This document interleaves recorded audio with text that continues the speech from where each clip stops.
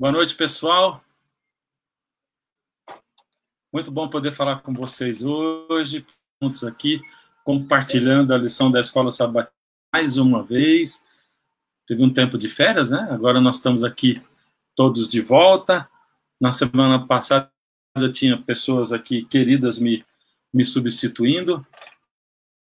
Mas agora a gente está ao vivo de novo. Que bom poder estar com você e participar dessa lição. Bom, nós temos aqui nossos convidados de hoje. Antes da gente apresentar os convidados, vamos fazer o seguinte. Você que está aí, não esquece de compartilhar o nosso link com outras pessoas, né? E nós estamos agora começando o estudo da nossa lição, que esse trimestre está maravilhosa, né? Vamos apresentar nossos convidados, ou melhor, vamos deixar com que eles se apresentem. Vamos começar com quem? Vamos começar com o Luciano. Luciano, vamos lá, se apresenta aí para o nosso público. Boa noite, pessoal. Um ótimo sábado para todos. Meu nome é Luciano e sou pastor auxiliar na comunidade adventista do sétimo dia, Nova Semente. E é um privilégio estar aqui hoje entre esses dois pastores que eu admiro muito, muito, muito. Então, espero que a gente tenha uma boa conversa e que possa ser um momento de aprendizado para todos nós. Legal, Luciano. Obrigadão aí você, né, por aceitar o nosso convite, viu? Muito obrigado. Privilégio. E o Lucas? Eu sou seu filho. Tá bom assim? Tá bom. Meu nome é Lucas. Eu sou professor aqui no UNASP, Engenheiro Coelho. Dou aula aqui para a faculdade, dou aula para a faculdade de teologia e também aula de ensino religioso. Maravilha. E é meu filho, né? Coisa Sim, boa, hein? Esse é o principal, né? Essa é a informação primária. Inclusive, algumas pessoas estavam achando que vocês trabalham na Novo Tempo, sabe? Mas não é. Eles estavam no lição até agora, e aí a gente importou os dois para cá, para a gente continuar falando sobre a lição da Escola Sabatina nessa sexta-feira. Então, você já percebeu, né? Se você estava com o Luciano. Ah, é, né? Eu não ouvi. Não, é que eu falei que eu só participo com o Luciano. É verdade, né? Lá e aqui. É mesmo. Olha, hoje a nossa internet está complicada, viu? Então, vocês vão se preparando aí, Lucas, Luciano e eu também. Quando um falhar, o outro cobre aí, porque a coisa está complicada. Pelo que eu estou vendo, está complicado aqui e aí também nos dois lugares, né? Mas, com a ajuda de Deus, nós vamos lá. Vamos começar, Luciano? Faz uma oração para a gente. É isso aí. Faz uma oração para a gente começar, por favor. Claro. Oremos. Querido Deus, nosso Pai, nosso Rei, obrigado, Senhor, por mais uma vez entrarmos no Teu Santo Sábado e termos o privilégio de começar esse santo dia falando da Tua Palavra. O Senhor esteja conosco nesse momento, o Teu Santo Espírito se faça presente, não só aqui, mas com cada pessoa que tem acompanhado essa live e que nós possamos ter um momento de enriquecimento na Tua Palavra. É isso que nós te pedimos, em nome de Jesus. Amém. Amém. Maravilha. Bom, chegamos à lição. Primeiro, o livro de Isaías, fantástico, né? A gente vai aprendendo. Eu mesmo tenho aprendido um monte de coisa. Eu digo eu mesmo, não pela minha sabedoria, mas pela minha idade, né? E pelos anos de ministério, né? 35 anos de ministério, a gente vai aprendendo um monte de coisas, né? Eu estudei Isaías com o professor Siegfried Schwantz, né? Deu para aprender bastante coisa, mas é um universo, né? A gente vai cada vez aprendendo mais a respeito da Bíblia, ela vai maravilhando a gente. Vamos lá, quem quer começar fazendo uma introdução para a gente a respeito dessa lição? A gente já faz uma introdução começando no dia de domingo, no primeiro dia lá. Eu posso começar lembrando do que acontece no fim do capítulo 8, né? Então, só antes, eu gosto bastante de falar eu acho que é importante falar da estrutura do livro de Isaías, né? Apesar de a gente já ter tido lições introdutórias, mas aqui é importante porque, assim, não sei quantos sabem ou já ouviram falar ou já leram, né? Uma informação bem básica, mas os livros proféticos são majoritariamente poéticos, né? Não narrativos. E o livro de Isaías é um dos livros mais, dentre os livros que são já poéticos, é um dos mais poéticos de todos, né? E Isaías tem basicamente 2 seções de narrativa, né? De prosa, de história, né? Usando outras palavras. E a primeira é aproximadamente do 6, né? Alguns colocam até o 9, e a outra do 36 ao 39. E até assim, quando a gente for estudar, se eu não me engano, é a lição 7, que vai abordar essa outra narrativa lá na frente, é muito interessante, até sugiro que quando vocês estudem, vocês leiam essa narrativa final à luz dessa inicial, que tem muitos paralelos, os encontros do profeta com o rei, o pedido de sinais, os reis são Acaz e Ezequias, né, pai e filho, e etc. Mas voltando aqui, né, a gente acaba então, ou está no finzinho, né, para alguns, de uma sessão narrativa do capítulo 8, e no fim do capítulo 8, está falando assim, a sequência é a ameaça dos assírios, né, iminente, e seguido disso a gente tem uma mensagem de esperança de Deus para o povo de Israel, né? E essa mensagem é uma mensagem bem impactante, né? Deus falando, por exemplo, no versículo 12, para o povo não temer, não ficar apavorado e etc, né? Fala de Deus ser um santuário no meio do povo, tá? Acho que meu pai caiu aí. Eu ia falar isso. A gente vai seguindo aí, Luciano. Tá bom. E se você quiser me interromper, você me interrompe. Tá o povo não deveria ter temor e etc. Voltou. Então, e daí ele termina, né? Os últimos versículos são muito interessantes, eu acho que são até os versículos que a lição começa comentando, né? O ponto de partida, quando fala do povo assim, ó, quando falarem para vocês, versículo 19, consultem médios e adivinhos, né? E etc. Ele fala, a lei é o testemunho, né? Se eles não falarem segundo essa palavra, jamais verão. E aqui começam algumas palavras-chave importantes para o nosso capítulo inicial, que é a luz do alvorecer, né? Depois fala sobre oprimidos e famintos, etc. E termina falando, olharão para a terra e eis a angústia, escuridão e sombras de ansiedade, e serão lançados em densas trevas. Então a gente já começa uma contraposição entre luz, né, e trevas e escuridão, e eu acho que aí é um ponto de partida. Eu falei bastante. Legal, vocês viram que eu sumi um tempo aqui, né? Dei uma congelada. Tive até que mudar de coisa. Estava no computador, agora estou aqui com o celular aqui. Vamos ver se a coisa funciona melhor agora. Bom, beleza. Maravilha. E, Luciano, sua vez agora. Tá bom. Essa ponte que o Lucas fez é muito importante, porque o capítulo 9 vai começar com essa mesma interposição, né, de luz e trevas. Acho que vale a gente ler aqui o capítulo 9, no verso 1 e 2, por exemplo. Mas para a terra que estava aflita, não continuará a obscuridade. Deus, nos primeiros tempos, tornou desprezível a terra de Zebulon e a terra de Naftali, mas nos últimos tornará glorioso o caminho do mar, além do Jordão, Galileia dos gentios. O povo que andava em trevas, então aqui, de novo, essa palavra-chave, né, viu grande luz, e aos que viviam na região da sombra da morte, resplandeceu-se-lhes a luz. Então, no final do 8, a gente tem o profeta dizendo, olha, se vocês não voltarem à lei e ao testemunho, né, se vocês não voltarem à palavra de Deus, vocês não vão ver a luz da manhã. E aqui, depois de terminar no capítulo 8 com esse tom negativo, o capítulo 9 começa com um tom positivo. As trevas agora vão se transformar em luz novamente, né? E é curioso porque eles mencionam aqui, né, no capítulo 9, a Galileia dos gentios.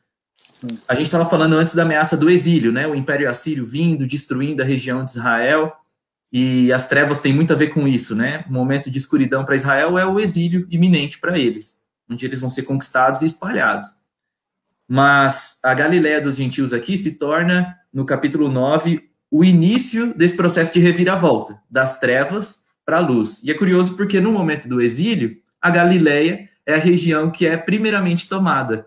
Então, o ponto de partida das trevas se torna agora o ponto de partida da luz, que agora volta a brilhar sobre o povo de Deus, né?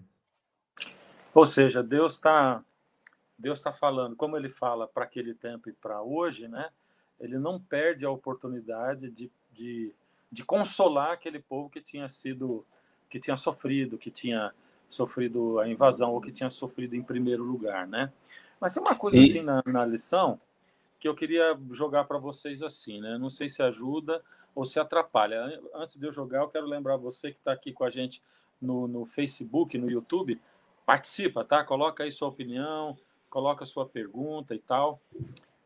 Mas assim, essa promessa, ela parece muito, muito, muito. Enquanto eu lia tudo isso aqui, né? Eu lia essas coisas, ela parece muito com uma promessa de recuperação temporal ou de uma recuperação de um poder que é terreno e que não é celeste, né? Uma coisa assim, dá a impressão, principalmente, que eles estão falando de coisas muito assim daquele tempo, né? E da invasão da Síria e tal. Então, por que eu estou falando isso? É porque me dá a impressão assim que aqueles judeus que não conseguiam ver em Jesus o Messias, que eles tinham uma certa razão, porque ficou muito, dá a impressão que ficou muito velado, que não estava muito na cara assim que essa coisa é espiritual e o jeito que essa libertação, essa luz viria, né? O que vocês acham disso aí? Pode falar, Lucas, depois eu complemento.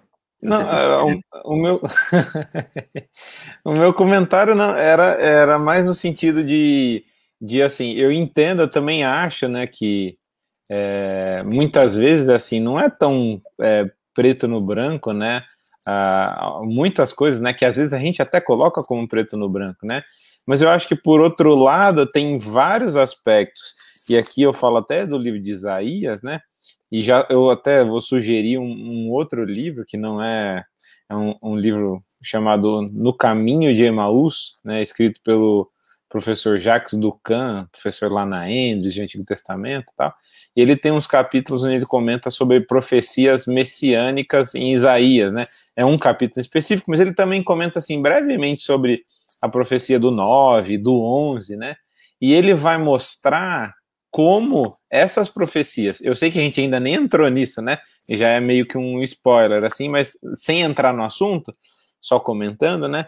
Ele vai mostrar como essas referências a Messias em Isaías, não todas, mas essas que a gente fala normalmente associadas a Jesus, como elas não têm e não é possível a gente traçar um paralelo histórico do momento do povo para elas. Então, assim, existem profecias no Antigo Testamento em referência a um Messias que elas não têm assim um referencial imediato histórico para o povo naquele momento. Elas são inevitavelmente assim de um caráter futuro, escatológico para o povo, né? Seria um futuro ali para eles, para a gente já é passado, mas futuro para o povo de Israel. Acho que travou de novo ali, Lucas, mas pegando um gancho já nisso que você está falando também, você já ligou aí as coisas com a ideia de profecia messiânica, né? E é legal que dentro do capítulo 9, a gente tem alguns elos, né? Então, essa passagem das trevas para a luz, ela parece que está bem conectada com a promessa do filho, né? Que viria. Por exemplo, você tem aí nos 2 primeiros versos, e o que a gente leu, essa mudança, né? O povo que andava nas trevas viu a luz. E aí você tem 3 porquês. 3 porquês que vai acontecer. O primeiro, porque tu quebraste o jugo que pesava sobre eles, no verso 4. Aí no verso 5 tem outro. Porque toda a bota com que anda o guerreiro no tumulto da batalha e toda a veste revolvida em sangue serão queimados e servirão de pasto ou fogo. E aí vem o outro porquê, que linka tudo isso dentro de algo muito maior, né, do que o contexto da época. Porque um menino nos nasceu, um filho se nos deu, e o governo está sobre os seus ombros. E aí vem as características, né? Ele será chamado maravilhoso, conselheiro, Deus forte, Pai da eternidade, príncipe da paz. Então, essa passagem das trevas para a luz está atrelada a essa figura especial que vai vir e inaugurar uma era que vai ser eterna, né? Então, não tem como ser limitado só aquele momento ali da Síria e tudo mais. É meio que deslocado daquele tempo histórico e expandido sem um horizonte, né? Sem qualquer tipo de limitação. É pela eternidade. Isso... não sei se eu comentar, né? A gente acabou entrando assim, e eu acho que era inevitável, né? Falar um pouco dessa profecia, né? Messiânica, tal, e apontando, né? Como ela tem um caráter futuro, né? E não tinha como traçar um referencial histórico do momento. O Luciano comentou, né? Dela ser escatológica para o povo, né? E eu anotei assim 4 características bem simples, né? que é só lendo o texto a gente já percebe, mas como elas já ajudam a indicar isso, né? Primeiro, quando a gente lê o versículo 7, né? Que foi o que o Luciano não comentou, mas fala que esse rei menino. Estenderia o governo, daí haveria paz sem fim sobre o trono de Davi, então paz sem fim, isso é muito importante, né? Daí, e sobre o seu reino, para estabelecer e para firmar com juízo, com justiça, desde agora e para sempre. Então, os 4 elementos, né, se a gente fosse traduzir aqui, seriam um reino que se expande no reinado dele, se expande assim, sem limites, ninguém consegue se opor a esse reino, porque ele permanece para sempre. Esse trono davídico, por isso que eu falei Davi, né, é reestabelecido e dura para sempre, que parece até meio redundante com o que eu falei já, né? Então, assim, se a gente pega na história, quando que isso aconteceu, né? Nunca aconteceu. Né? E, além disso, fortalecendo aí o que o Luciano falou, né? Quando a gente traça um paralelo, né, que tem no texto com o capítulo 7, que, de novo, claramente é uma profecia messiânica, essa descrição desse príncipe da paz, esse pai da eternidade, etc., que é o único, né, esse menino que nasce, não tem como ser outro senão a figura messiânica, que no caso a gente entende como Jesus, né? Lembrando que, tipo, ele recebe um nome que é dado também, é feita a menção ao nascimento, como no 7, fala que um filho nasce, então, assim, o nome profético que faz referência a Deus e às ações de Deus e assim por diante, né? Eu coloquei essa pimenta aqui no meio da coisa, né? Porque ela incomoda mesmo. Agora, o que eu acho também, né? Vocês responderam maravilhosamente aí, mas essa coisa mostra pra gente que quando Deus fala na Bíblia, ele fala conosco, as promessas de Deus, elas se referem sempre à promessa ou à execução de bênçãos espirituais, né? É igual quando Paulo fala lá em 2 Coríntios, capítulo 2, né?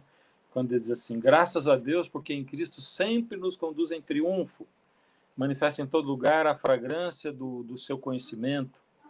Quando diz em Romanos 8, 28, né? Porque todas as coisas contribuem, sabemos que todas as coisas contribuem para o bem daqueles que amam a Deus. Então a gente tem sempre que pensar nessa coisa do espiritual, né? Das bênçãos espirituais ou da realização espiritual.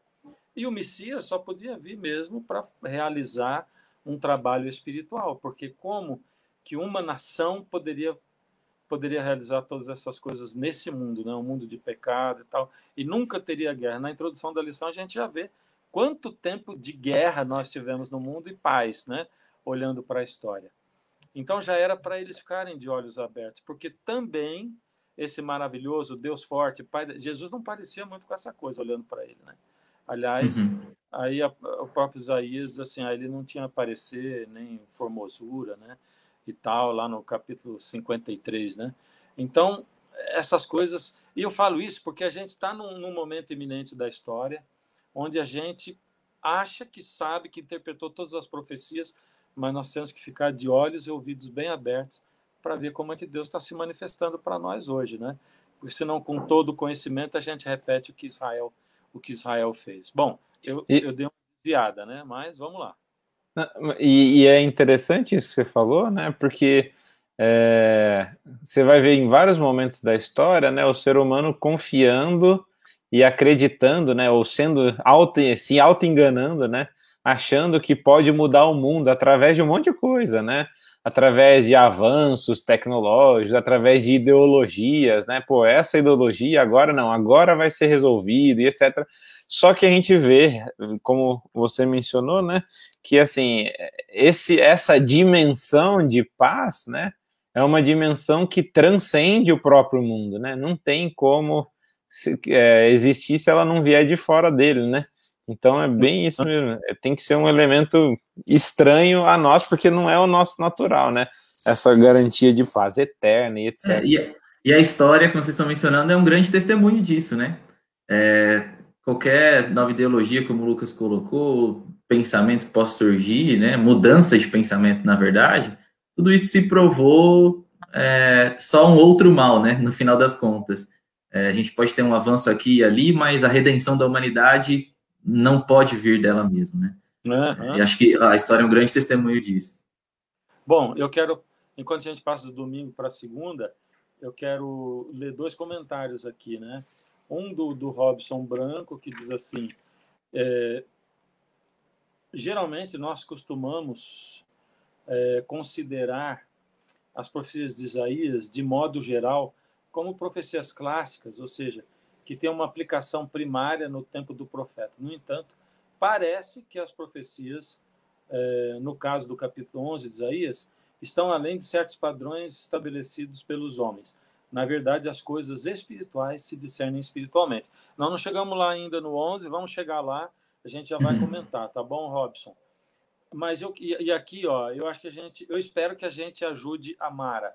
A Mara Sueli escreveu assim, ó, muito sincera, não entendi muito a lição e seu esboço, porém entendi que Jesus é a nossa salvação e mais nada. Legal o que ela falou, né? E quem sabe a gente consegue ajudar você, Mara, e a gente se ajuda também a juntos entendermos melhor. Vamos lá para a segunda, a gente vai entrando no capítulo 9, versos 6 e 7, né? Um filho nos foi dado. Vamos lá. A gente acabou comentando, assim, né, brevemente sobre essa figura aí do menino, né, e traçando os paralelos, mas eu tinha notado aqui uns paralelos interessantes desse menino, que eu comentei só por cima, né, mas com o capítulo 7. Então, no capítulo 7, a gente tem um nascimento, né, então, lá no capítulo 7, né, especificamente... O Emanuel, né, do menino Emanuel, né? Exatamente, obrigado por lembrar aí. Nos versículos 13 e 14, né, é feita a menção dessa expressão, né, nos nasceu, é dito, um filho nos deu, né, o seu nome será, ou será chamado, né, aparece lá também como aqui. Tem um verbo no hebraico que aparece nos 2 lugares, que é o verbo natan, que é dar, né, e em ambos Deus é o sujeito, né, o que de novo fortalece o elo dos dois aqui. E, como eu tinha falado, né, de ser um nome profético. Mas eu gosto bastante, né, em relação a essa figura do 9, como ela, de certo modo, complementa a descrição do 7, né? Até, isso daí não é meu, essa ideia, não é minha, né? Tá lá no livro lá que o Ducan escreve, mas ele vai mostrar como, assim, as características desse Messias do 7, o Emanuel, são características que envolvem uma proximidade, né? Não um distanciamento, né? Então, enquanto que no capítulo 9, as características, né, que aparecem aqui, ó, maravilhoso conselheiro, Deus forte, Pai da eternidade, Príncipe da paz, são elementos, assim, do distanciamento, né, do ser humano com Deus. Mas como assim distanciamento? Poxa, ele é o Príncipe da paz? Não, a ideia ele é o Pai da eternidade. O que é ser Pai da eternidade? A gente não consegue nem conceber, e isso é a grandiosidade de Deus, né? Então, essa tensão em relação à descrição, ao retrato de quem é Deus na Bíblia, é uma realidade da vida, né? Não é só do texto, é da vida, né? Muitas vezes a gente sente e olha para, sei lá, qualquer coisa, a gente vê assim que Deus ele é gigantesco, inconcebível, inconceituável, se sente um Jó, um nada, né? Quando Deus vem e só pergunta, onde você estava quando eu fiz isso? Só que, por outro lado, em vários momentos da vida, normalmente em vários momentos de caráter pessoal, de problemas, etc., a gente sente Deus próximo, e Deus é também relatado na Bíblia, retratado como próximo, né? Então, essa tensão é também uma tensão na descrição do Messias, né? Dos capítulos 7 e 9. É legal, Lucas, porque você falando isso me lembrou dos 2 primeiros capítulos da Bíblia, né? Eles já inauguram isso, né? Em Gênesis 1, no primeiro relato da criação, Deus cria pela palavra. Você não tem um envolvimento de tato, né? Vamos dizer assim, com aquilo que é criado. Mas aí, no segundo relato, onde a proximidade é na criação do homem e da mulher, aí você tem Deus formando o homem e a mulher, formando o homem do pó, né? Exatamente, tem um envolvimento direto com a criação. E eu acho que essas duas, vamos dizer assim, essas duas faces de Deus, né? O Deus transcendente, que está muito acima de nós, que é difícil de conceber, ele também é apresentado já num envolvimento muito prático conosco, né? Ele é aquele que nós somos, na verdade, obra de suas mãos, literalmente, não só obra de sua boca, né? Não é só uma palavra que foi formada. Ele moldou quem nós somos, né? Então, essas duas faces de Deus, né? O Deus longe, mas o Deus de perto também está presente aqui, né? Pode falar, pastor. Não, isso aí eu mencionar, da última frase que tem ali no verso 7, que eu acho bem legal, depois ele mencionar, né, que Pai sem fim, sobre o trono de Davi, sobre o reino, estabelecer para sempre, justiça, juízo e tal. A última frase é: o zelo do Senhor dos Exércitos fará isso. E é legal porque nessa aproximação que o pastor Lucas comentou ali antes, do capítulo 7, né, do Emanuel, lá o rei Acaz, Deus convida ele para que ele peça um sinal, para que Deus mostre, né, que ele pode resolver a situação que ele está enfrentando. E aí Acaz rejeita. E aí então Deus se dirige à casa de Davi e ele fala, né, olha, então agora eu vou dar um sinal, que é a virgem vai conceber e dará à luz a um filho. E aqui, de novo, né, Deus reafirma o trono de Davi. Então a gente tem mais esse link, né, que é muito, muito presente. Lá a gente viu Acaz rejeitando, né? Eu não quero fazer parte dos planos de Deus e eu não quero a ajuda de Deus. E aqui nós vemos Deus fazendo e termina dizendo, né? O zelo do Senhor fará isso. É tipo, Deus se preocupando com a sua reputação, já que tem pessoas que não ligam para a aliança, já que tem pessoas que não ligam para aquilo que Deus quer fazer, como Deus prometeu para Davi, que um dia viria um descendente, que um dia viria o Messias. Então Deus fala, olha, eu tenho zelo pelo meu nome. O nome que vocês zombam, que vocês tratam de qualquer maneira, com infidelidade. Eu tenho amor pelo meu próprio nome e isso para mim é uma grande segurança de que não só isso aqui se cumpriu em Cristo, né? Mas essa era de paz duradoura que a gente tanto espera, de justiça, também será real, né? Porque não depende das nossas capacidades de realizar coisas, mas é uma promessa de Deus e o zelo dele pelo seu próprio nome nos dá segurança de que isso irá acontecer. Uhum. Assim, vocês desculpem, mas eu vou sempre, assim, traçar esse paralelo com aquilo que eu comecei a falar no começo. Pode dar até a impressão que está fora do assunto da lição, mas é o contrário, né? A gente está vivendo nessa época onde a gente está tentando discernir as profecias. Por isso que eu acho muito importante, né? A gente tem aqui algumas profecias que, para a gente que vive depois de Cristo, elas ficam muito claras, né? E aí, onde eu disse, e teve gente comentando aqui, né? Parece que é até desculpável Israel não ter entendido que Jesus era essa pessoa e tal, né? Eu não entendo que seja desculpável, mas isso mostra para gente que Deus não dá uma profecia assim tão detalhadinha, tão clarinha e límpida, né? Tava aqui uma profecia, mas quando Jesus veio, esse Deus forte, maravilhoso, Pai da eternidade, o príncipe da paz e tal, você vai ver que havia características em Jesus, sim, como o recriador, por exemplo, né? O criador do Gênesis que você citou, né?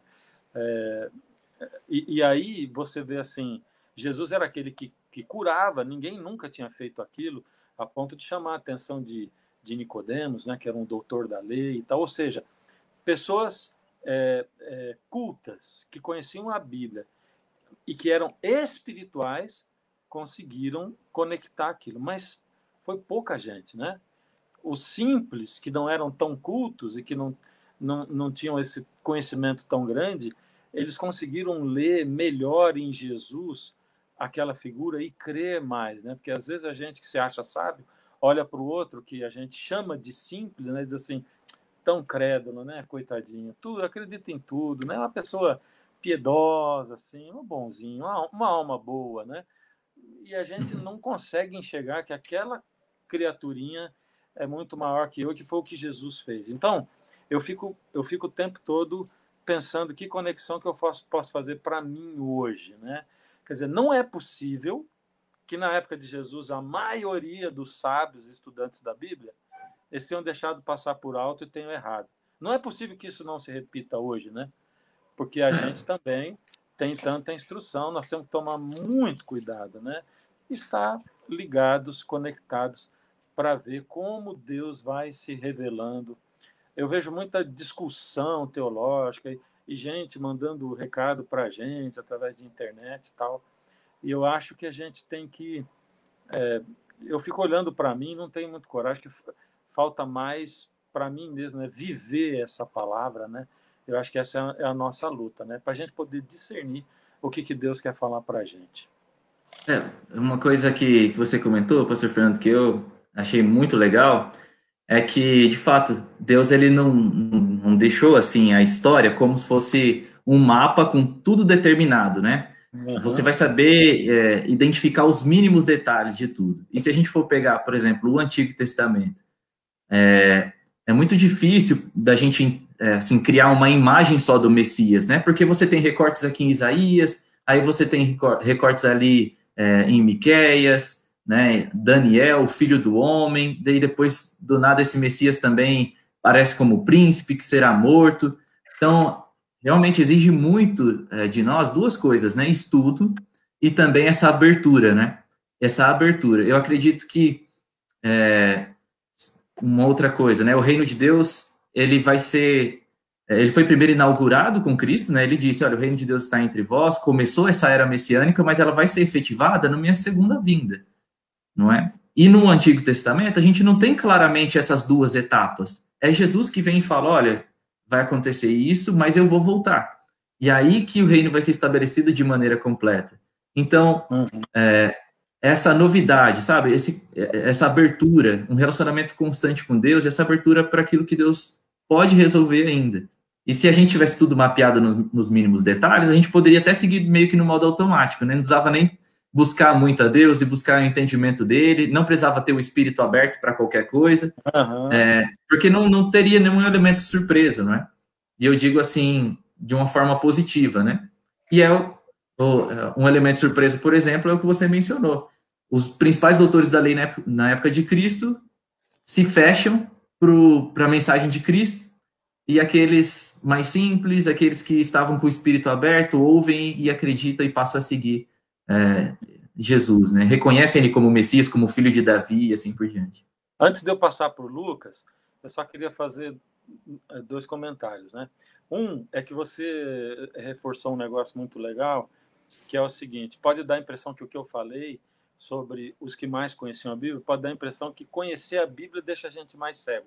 É o contrário, né? Estudar é muito importante. A gente tem que procurar manter a humildade. Essa é a primeira coisa. E a segunda coisa é que eu tenho que reconhecer que eu caio numa contradição. Quando eu disse que hoje muita gente perde tempo mandando recado para a gente, eu mandei um recado, e eu não quero mandar recado nenhum, tá? Eu só quero falar de Deus e da Bíblia e continuar lá. Então, peço perdão pelo recado que eu mandei sem querer mandar. Continua lá. Um recado para quem manda recado. Não, a única coisa que eu ia falar, né, é que eu acho que o povo de Israel cai no erro que a gente erra, né, constantemente, que é confiar, como a gente comentava, né, na nossa própria força, né, na nossa pretensa capacidade de mudar alguma coisa, né, de conhecer alguma coisa, etc, né, porque eles ouvem isso, eu gosto de, nesse capítulo 9, né, eu li e fica assim, peraí, mas em que momento que está sendo dito isso, né? Porque quando começa, olha que interessante, né? Fala assim, mas para a terra, versículo 1 do capítulo 9, né? Mas para a terra que estava aflita, não continuará a escuridão. Então, peraí.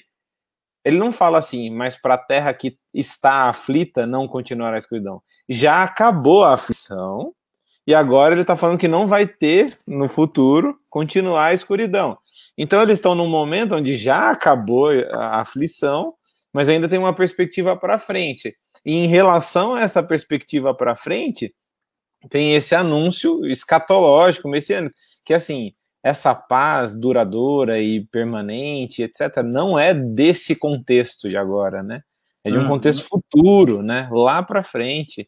E que, de certo modo, não depende de vocês, né? Não adianta você achar que você vai mudar o mundo, que você agora que é conhecedor de tudo, que de vocês, tudo vai ser resolvido. Vocês são os donos da verdade, né? Que é uma coisa que a gente gosta bastante de pensar, né? De se sentir, né?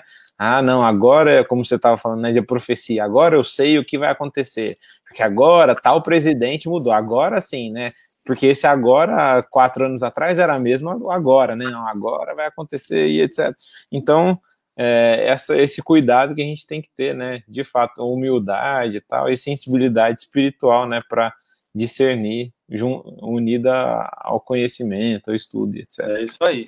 Vamos passar para terça, quarta e quinta em diante, né? Deixa eu só completar antes, né? Quando começou o Covid, E as pessoas, e agora, o que vai acontecer? Não sei, vamos ver o que vai acontecer ainda, né? Porque o que vai acontecer para frente é que vai mostrando. A gente vai lendo à medida em que acontece. A gente não lê antes de acontecer, né? À medida em que acontece. Deus vai dando esse discernimento para a gente seguir. Então, vamos lá. O cetro da ira de Deus. A gente vai para 9, do 9:8 até o 10:34.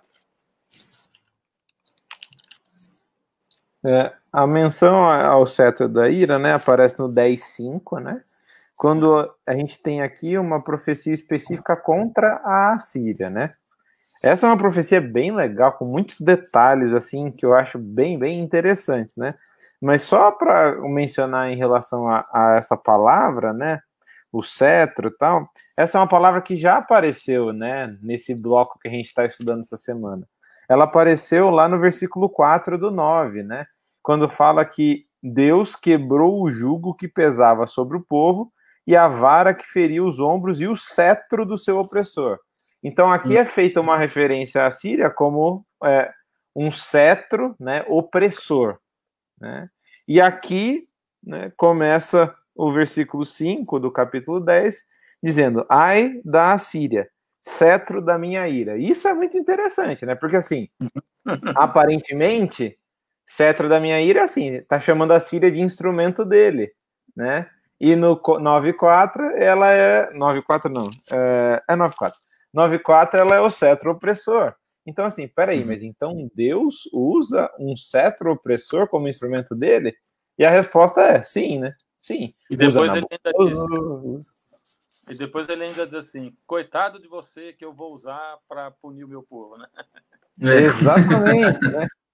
Então, eu gosto muito de pensar assim, e se a gente começa a desdobrar o caráter prático disso, né, começa a complicar, porque assim, será que tem alguma coisa, né? Eu vou começar com essa pergunta que, de certo modo, já é a complicadora, né? Mas tem alguma coisa que Deus não pode usar, né?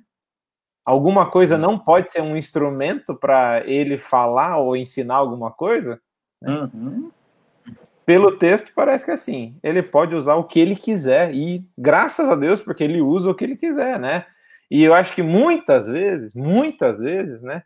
Na nossa religião, assim, eu digo, na religião individual, né? Na sua religiosidade, né? Não na nossa denominação.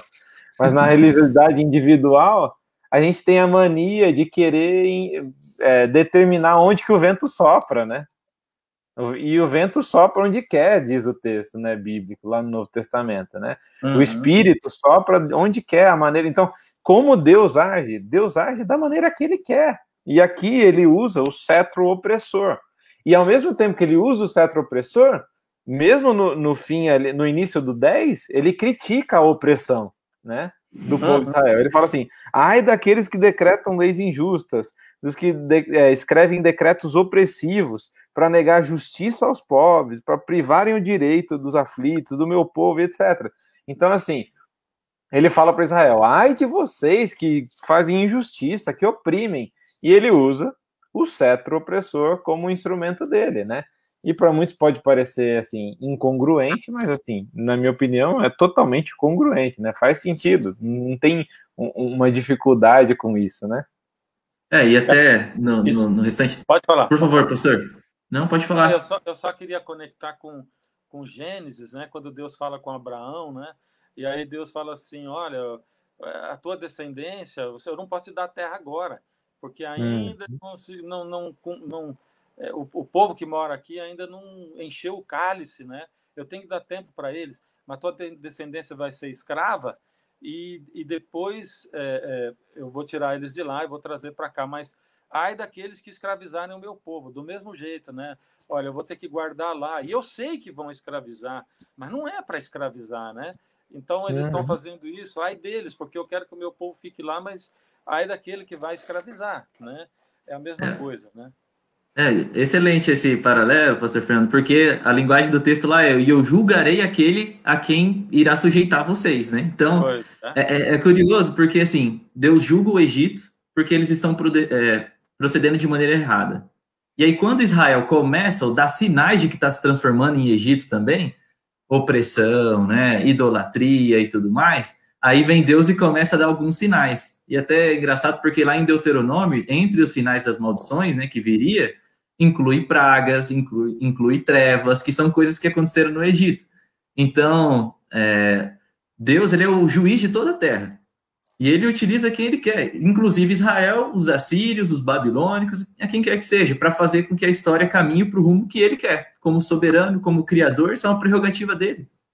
E aqui no capítulo 10 de Isaías, a gente tem isso bem claro, né?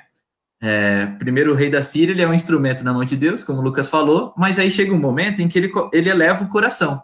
Ele fica super arrogante, cheio de soberba, e algo muito similar acontece com Nabucodonosor, né? Ele é um parceiro de Deus em trazer juízo para Israel, mas aí depois, quando ele eleva o coração... Oi? É chamado de servo, né?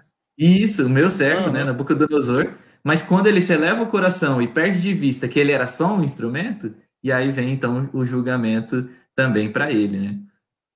E aí está um sinal de que Deus trabalha também no coração daquele que ele usa como cetro, né? E, nesse caso, Nabucodonosor atendeu a esse apelo de Deus, né? E deixou Deus mudar o coração. A gente vê aqui o livre-arbítrio, né? Como é que Deus permite, né, que as pessoas ajam, mesmo aqueles que têm condições de oprimir alguém, né? Ele não vai deixar oprimir para sempre, mas ele está falando com esses líderes, né? E serve para os líderes políticos de hoje e serve para nós também, líderes religiosos de hoje, né? Quarta-feira, vamos para... Deixa eu comentar um negócio aqui que alguém colocou aqui, deixa eu ver se eu acho, e que eu fiquei assim, olha, é o Valmor Matias, diz assim, o cetro se refere ao homem, fazendo de si uma atenção especial, sendo o Criador o autor da misericórdia e seu amor. É o que o Matias comenta, né? Passando para a quarta, o que vocês falam sobre isso? Ou, Lucas, o que você ia dizer? Não, eu acho que é isso mesmo, né? O cetro em referência, assim, ao o que o Luciano estava falando, né? A confiança em si, né? Se vangloriar e etc, né? O que eu ia só comentar é que esse capítulo 10, ele é muito interessante em relação, assim, a como que o profeta... Eu gosto de pensar isso, vai fugir um pouquinho, mas é um comentário rápido, né? Como o profeta organiza o discurso dele, né? Então, o discurso dele é organizado de maneira que ele faz uma crítica à Síria, né? Daí, no versículo 6, ele chama Israel de nação ímpia, né? Povo da minha indignação. Então, olha que legal, né? O profeta vindo e criticando o próprio povo, né? Então, para muitos hoje, o profeta ele só tem que falar a favor do povo, né? Só que você vê aqui o profeta falando contra. Só que há uma transição também, muda um pouco, porque depois ele vai e começa a jogar informação do privado, né? Do privado do pensamento da Assíria e do rei, etc., né? E vai culminar naquele dilema, né? Que Deus chega e mostra sua soberania e fala: eu que fiz com o poder da minha mão tudo, com a minha sabedoria, eu removi os limites dos povos, roubei os seus tesouros, e como valente abati os que se assentavam em tronos. E culminando o versículo 15, que é linda a imagem, né? Será que o machado pode se gloriar contra aquele que corta com ele? Ou será que a serra pode se engrandecer contra o que a maneja? Então, Isaías é cheio dessas, né? Me lembrou muito o capítulo 45, quando ele vai falar assim: será que pode um vaso de barro virar para o oleiro e falar assim, poxa, por que você me fez sem alça? É exatamente essa descrição, né? Então, isso é legal porque, assim, Deus mostrando sua soberania, né? O criado não tem como olhar para trás e questionar a criação, né? Tem a criação e tem o Criador, né? Agora, esse questionamento, e aqui em relação ao rei da Síria, a mesma coisa. Vocês são meus instrumentos para essa nação iníqua, que é a minha nação. Mas assim, lembrem-se, eu sou o Criador. Eu que removo, eu que estabeleço, né? Vocês confiam nesse cetro de vocês, mas esse cetro humano, como o Valmor comentava, né? É meu instrumento, né? Se vocês confiam nele, vocês estão confiando no humano. Vocês têm que confiar em mim, que eu sou soberano. E a Síria, vocês vão aprender comigo, porque eu sou soberano acima de tudo, né? Fazendo uma ponte para o capítulo 11, assim como a gente comentou, né, que o finalzinho do 8 é importante para a gente entender o 9, eu acho que aqui o caso é o mesmo. O finalzinho do 10 é importante para a gente entender também o 11, que também temos um contraste ali, né? A gente está falando do julgamento de Deus sobre o seu instrumento, que é o rei da Síria, e os últimos versos eu acho bem interessante do capítulo 10, o verso 33 e 34, porque a gente vai ter uma outra metáfora, né? Como se a Síria fosse uma floresta e Deus fosse o lenhador que agora iria destruir essa floresta, né? Então, mas eis que o Senhor, verso 33, o Senhor dos exércitos cortará os ramos com violência, as árvores de alto porte serão derribadas e as altivas serão abatidas. Então, isso tudo falando sobre a Síria. Cortará com ferro as brenhas da floresta e o Líbano cairá pela mão de um poderoso. Então, assim, devastação total. E o começo do capítulo 11 começa, olha, do tronco de Jessé sairá um rebento, e das suas raízes um renovo. Então, você tem, tanto no início do capítulo 11 quanto no final do 10, essa ideia de que algo foi devastado, mas só que diferente da Síria, o povo de Israel que foi devastado, que agora só fica um toco, né? Ele agora tem um broto, tem um rebento, e que vai dar continuidade. É uma destruição que não é final. Deus, ele renova, né? Então tem muito a ver com a ideia de que, olha, vocês vão para o exílio, mas eu estou no comando de tudo, e vocês vão voltar para cá depois desse tempo que vocês vão ficar espalhados. E aí a história vai seguir novamente. Então é devastação para a Síria, mas para o povo de Israel, que poderia ser só trevas, tem uma luz ali no fim do túnel, né? Vocês voltarão e um rebento de Jessé, do tronco de Jessé, vai vir e vai assumir novamente o trono, né? E é interessante, o Luciano comentou dessa volta, né? É um tema do 10 também, né? Então, no 11 fala do povo voltando à terra, né? Nos versículos 10 até o 14, né? Nessa nova glória de Israel e tal. No 10, do 20 ao 23, tem o povo voltando a Deus, né? Daí fala, é mencionada, né, no discurso de volta, o abrir do Mar Vermelho, de novo o episódio lá do Êxodo, né, que a gente comentava, no 10, 26, e aqui no 11, 15 e 16, de novo é mencionada, né, ligando os dois capítulos, né, e de novo a gente tem uma figura desse renovo, que é uma figura aparentemente messiânica, né, que até sugiro, depois infelizmente não dá para a gente ler, né, mas de ler o Salmo 72, né, o Salmo 72 tem vários elementos, né, que se relacionam com essa descrição do capítulo 11, do tronco de Jessé, né, que fala sobre o Espírito, né, o Espírito repousando, dando sabedoria, dando discernimento, o papel do Espírito, que é, assim, uma questão crucial nos livros proféticos, né, a função e a ação do Espírito. E aí é muito interessante, né, porque a gente vê Jesus começando o seu ministério, né?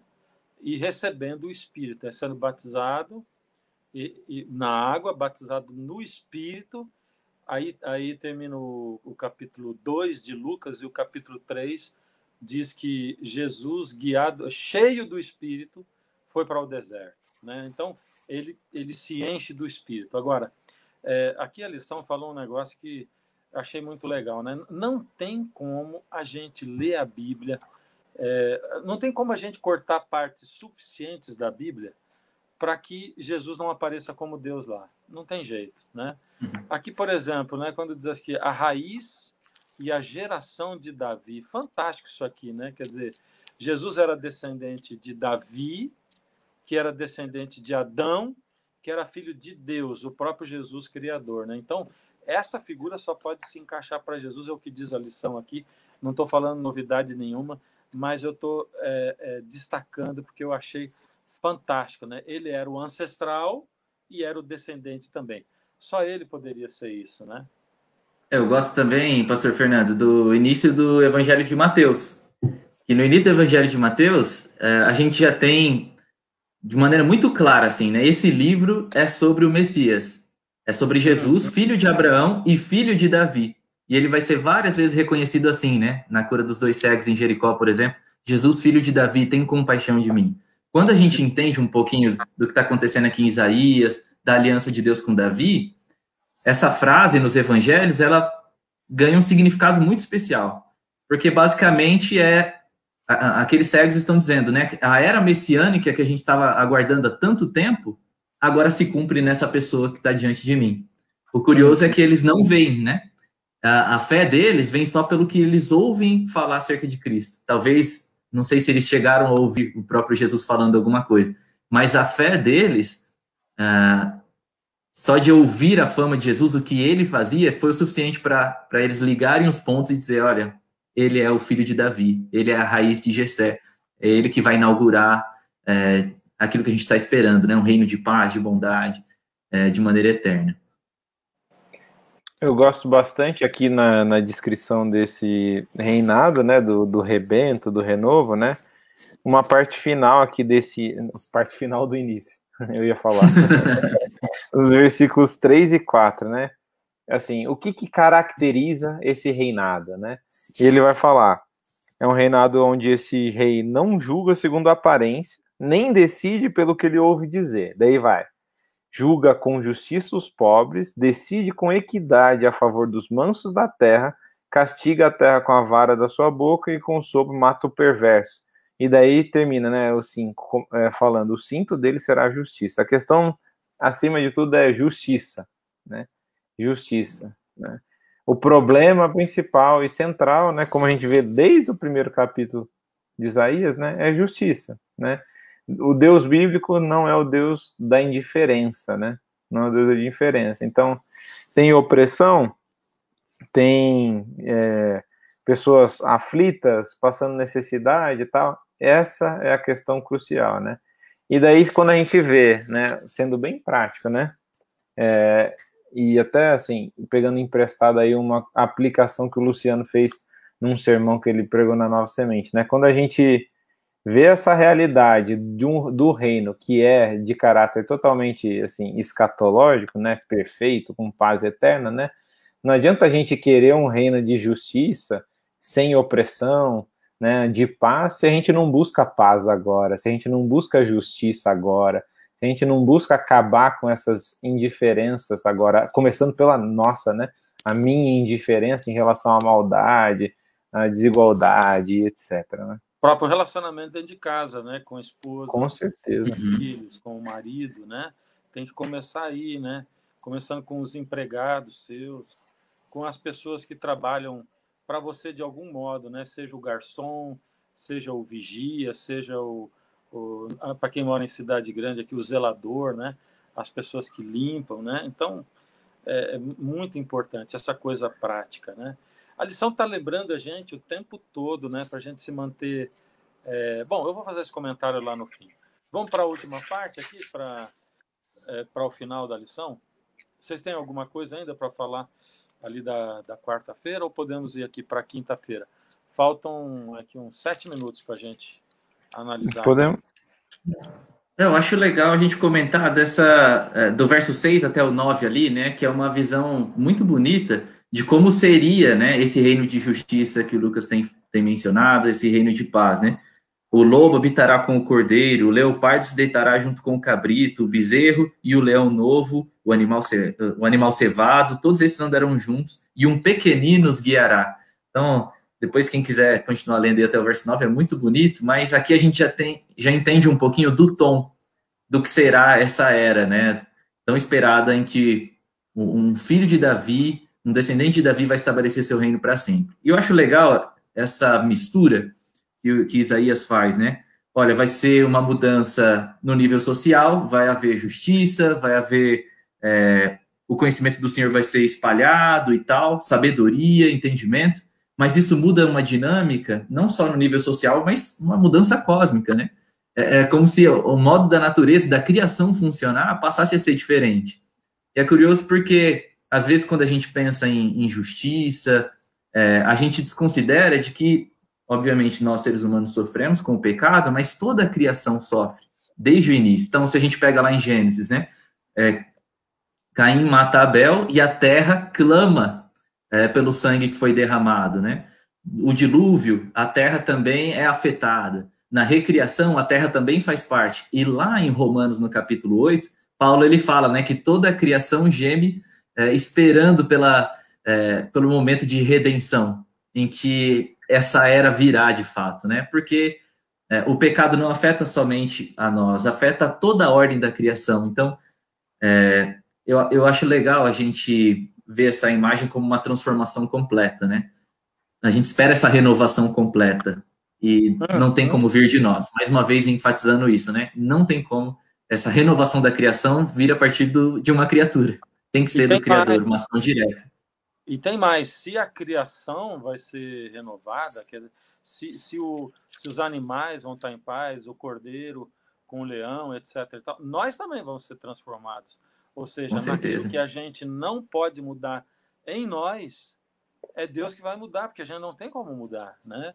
Exatamente. Nós temos que entender isso, que existem aspectos em nós que somente Deus vai mudar. Ele trabalha conosco isso hoje, diz... leva a vida toda esse trabalho de santificação, né? E ele vai operar em nós essa modificação completa depois, né? E outra coisa que eu acho legal que também, não sei como é que a gente está de tempo, mas Faltam 4. Ixi, não, então vamos fechar, vamos para outro ponto aí, pastor Fernando, senão... Só para a gente terminar, na quinta-feira aqui, vamos lá. Pode continuar. Pode falar, Lucas, vamos lá, quem quiser. Não, eu ia falar Lucas, só, enfatizar aqui uma atitude de louvor, né, do povo em reação à restauração de Deus, né. Só ia mencionar que me lembra muito o fim do livro de Salmos, né, esse final quíntuplo que tem o livro de Salmos, né, com a ênfase em cada um dos últimos 5 salmos, né, na palavra aleluia, né, no início e no fim, né, que significa louvado seja Yahweh, né, o nome de Deus, o tetragrama, Adonai, etc. Então, num livro que fala das dificuldades, dos momentos de alegria, etc., o fim, né, é louvar o nome de Deus, né, e aqui o povo faz isso, né, dá graças a Deus, que ele fala que ele é a salvação, né, aí é uma possível referência até o nome de Isaías, o nome de Jesus, né, Deus é a salvação, ele guia o povo e o povo invoca o nome e canta louvores a ele. É o Santo de Israel. O que eu acho bonito é que parece que esse retorno, né, o povo de Israel sofre com outros povos, como a Síria, mas a ideia que a gente tem é que o retorno será como Deus fez com o povo de Israel no Êxodo, né, quando eles saem do Egito. O Egito era o principal império da época, a maior potência militar, econômica, mas o capítulo 11, no verso 16, fala, olha, haverá um caminho plano para o restante do seu povo, para os remanescentes que voltarão, que for deixado da Síria, como houve para Israel no dia em que subiu da terra do Egito. E uma das frases do capítulo 12, especialmente no verso 2, que diz, porque o Senhor Deus é minha força e o meu cântico, né, junto aí do verso que o Lucas mencionou, ele se tornou minha salvação, é uma referência direta ao cântico que o povo de Israel canta, lá em Êxodo, no capítulo 15, quando eles passam pelo Mar Vermelho e agora começam a caminhada da Terra Prometida, né? Então, e fala de tirar a água das fontes, né, da salvação. E também pode ser uma menção a essa travessia do povo, né? Tirar a água da pedra. Exato. Então, eu acho muito legal isso, porque não tinha, logicamente, racionalmente, no menor sentido, o povo de Israel sair do Egito, ser liberto. Eles tinham o Mar Vermelho diante deles em um determinado momento, mas assim como Deus, ele moveu, né, os elementos da natureza para esse processo de libertação do povo de Israel, esse retorno do exílio vai ser assim também. Deus não vai medir esforços. O que for necessário fazer, ele vai fazer, e o povo vai louvar novamente, como fez no início da história deles. E só uma última coisinha, e da mesma forma, né, usando aí o que o Luciano fala, da mesma forma que Israel comemora a libertação no Egito, escravo, e daí é liberta, né, Israel aqui agora comemora essa possível paz eterna, não tendo paz pelo resto da história, né, eles não têm essa paz eterna, mas comemoram na garantia de que um dia terão, né. Bom, nós chegamos aqui são 9 horas em ponto, hein? Vocês terminaram em ponto. Que pena que acabou o nosso tempo aqui, né? Eu acho que vocês querem falar cada um uma frase, um pensamento assim para terminar? Ou já conseguiram terminar? O que vocês dizem? Por mim, já encerramos aqui, tá tudo certo. Por mim Legal. também. Então tá, então eu vou dar o meu encerramento aqui, né? Só essa coisa de que eu gosto muito de estudar o que aconteceu lá no passado para aplicar hoje, que eu acho que é o que interessa para nós, né? Não tem dúvida nenhuma que Deus não só estabeleceu um plano tremendo para a nossa salvação. A lição aqui ressalta que as duas vindas de Jesus, elas são muito importantes para isso. Sem elas não existe esse plano, esse projeto, né? O fato de Deus ter se feito pecado por nós, não só nos livrado do pecado, né, dele ter se tornado homem, e o fato do exemplo de Jesus, né, de sua humildade, de sua generosidade, do seu amor, né?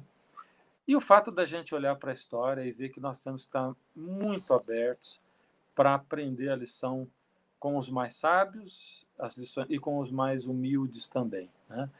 E com os olhos espirituais abertos para entender o que Deus está nos falando, não só através da Bíblia, como também através dos acontecimentos que estão tomando lugar na nossa vida, como no mundo, no lugar onde a gente vive, né? Hoje alguém disse assim, puxa, alguma coisa deve estar acontecendo, né?